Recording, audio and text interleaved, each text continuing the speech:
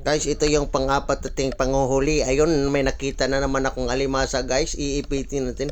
Ipit ka ngayon. Ito guys, nahuli na natin guys. Ang malaking alimasag, 2 piraso pa. Babae at saka lalaki.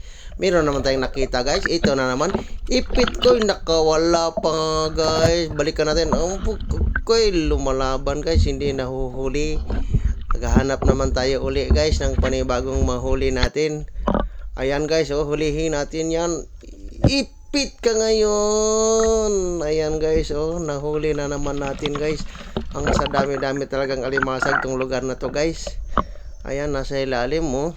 Hanap naman tayo uli panibago guys. Ito, parang may nakita tayo dito guys. Ito guys, Ipitin naman tayo ngayon. Ipit ka ngayon. Huli ka. Ayan guys, bugay naman natin doon. Maghanap naman tayo ng panibago guys. Para marami na tayo. Ito guys, meron tayong nakita ditong isda na pang aquarium yon. Ayan, gumagapang sa bato guys. Ipit ka ngayon. Nahuli guys. Ang dami na ng huli natin guys. Ayan. Ito yung huli natin guys, para lapit na mapuno yung galon natin.